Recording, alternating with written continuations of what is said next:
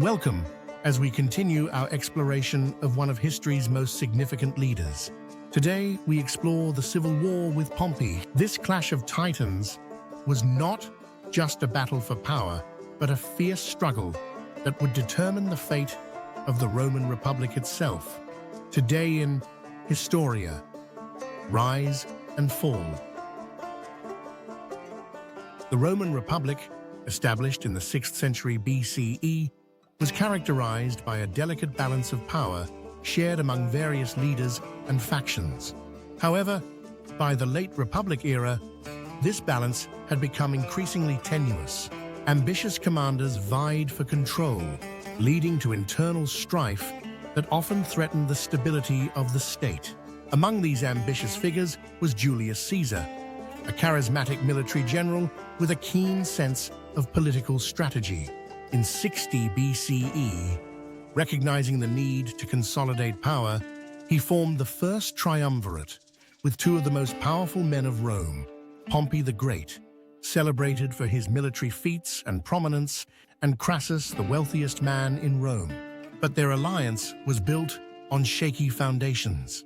Following Crassus's unexpected death during a military campaign in Parthia in 53 BCE, the ties that bound Caesar and Pompey began to fray.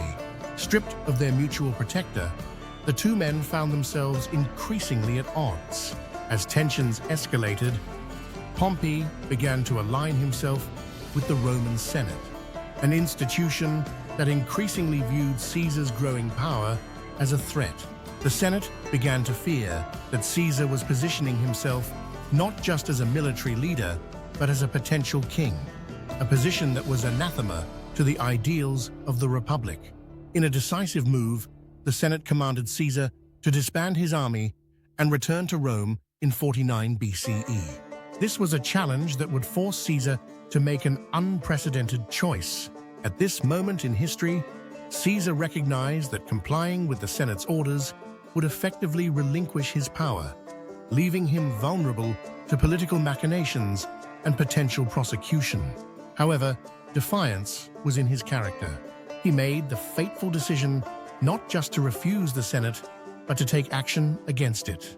In January of 49 BCE, Caesar crossed the Rubicon, declaring, "The die is cast." This phrase captures the gravity of his decision. There was no turning back. This audacious move effectively signified the declaration of war on the Senate and Pompey. The ensuing civil war was marked by a series of decisive encounters and strategic maneuvers. One of the most significant battles was the Battle of Pharsalus, fought in 48 BCE. Despite being outnumbered, Caesar's strategic brilliance and the loyalty of his legionnaires allowed him to achieve a remarkable victory. In Pharsalus, Caesar defeated Pompey decisively, forcing him to flee the battlefield. This battle showcased not just military might, but also the importance of loyalty and individual command in the Roman military system. Pompey, realizing the dire straits he was in, fled to Egypt, hoping to rally support. However, this was not to be. In a tragic twist of fate, Pompey was assassinated upon arrival in Egypt on the orders of the Ptolemies, a victim of his political miscalculations and the treachery of power struggles. Following Pompey's defeat and death, Julius Caesar returned to Rome as a victorious conqueror. He was met with a mix of admiration and fear. The power vacuum left by the demise of Pompey and the subsequent chaos within the Senate gave Caesar a unique opportunity to reshape Roman governance. Caesar declared himself Dictator Perpetuus, or dictator for life, effectively becoming the first monarch of the Romans since its founding. Despite Caesar's accomplishments, resentment simmered in the Senate. Many senators viewed his concentration of power as a direct threat to their own positions and to the Republic itself. This growing discontent culminated in a conspiracy among a group of senators, including noted figures like Cassius and Brutus, who felt that the only solution to restore the Republic was to remove Caesar from power. On March 15th, 44 BCE, known as the Ides of March, Caesar was assassinated in a shocking betrayal. As he entered the Senate, he was surrounded by the conspirators and stabbed multiple times. Allegedly, as he was attacked, he looked to Brutus, a close ally and friend, and uttered the famous words, "Et tu, Brute," and "You, Brutus."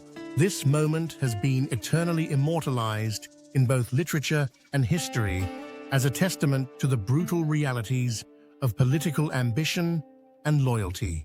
Julius Caesar's assassination did not restore the Republic, as the conspirators had hoped. Instead, it plunged Rome into further chaos and conflict. His demise created a power vacuum that led to a series of civil wars. The eventual outcome of these struggles was the rise of Caesar's adopted heir, Octavian, later known as Augustus, who would become Rome's first emperor. Caesar's life and the civil strife that followed not only redefined Roman governance, but laid the groundwork for the transition from republic to imperial rule. His rise to power highlighted the fragility of political alliances and the sheer force of ambition. The consequences of his actions and the actions of others set the stage for a new era in which the power dynamics of the Roman world would never be the same. Furthermore, Caesar's legacy extended beyond the political realm. It informed philosophies of leadership, governance, and even concepts of loyalty and betrayal that resonate through history to this day.